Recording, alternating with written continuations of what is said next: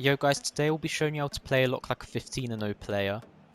Player locking is one of the best mechanics on this game, and I don't really see it used much outside of the Elite Division, and it's actually very easy to do. The first thing you want to do is go to your game settings and make sure that you actually have player lock on. Sometimes the setting can turn off by itself, so just make sure that it's on.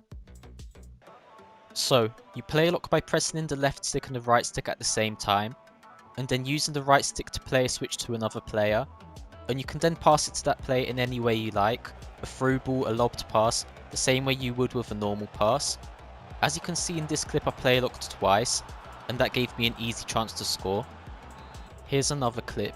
This time I'm running down the wing and I have no options, so I press in the left and right stick to player lock, I flick my right stick at Vinicius to switch to him, then cross it to him, do some left stick dribbling, find some space, and get an easy goal out of a situation where I had no options.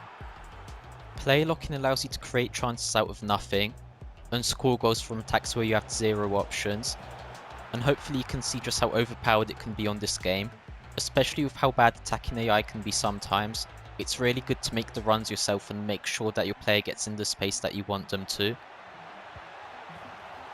There's another extremely overpowered way that you can use player lock, and that's the player lock cancel, which is where you go to do a player lock, but then instead of passing the ball, you press in the left and right stick in again to cancel the player lock and switch back to the player with the ball.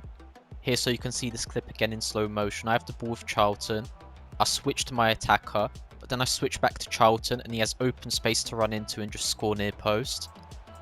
Hopefully you can see that this completely confused my opponent, as they thought I was definitely going to pass it to the player that I player locked to. And this is another way that you can use player lock. You don't always have to pass it to the player that you player lock to, but instead use them as a decoy, and keep running with the player that has the ball.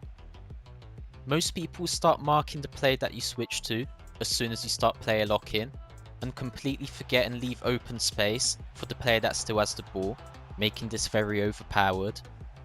And you can alternate between player locks and player lock cancels throughout the game, making your opponent never know what you're about to do, leaving them completely confused if you're actually going to pass it to the player you switch to, or just player lock cancel and keep on running with the player with the ball. Hopefully this video has taught you how to player lock, and showed you just how good player lock can be. I have many other tutorials on my channel, such as how to pass like a 15-0 player, which you can click on your screen right now. Drop a sub if you enjoyed this video, also drop a like, and yeah, thanks for watching.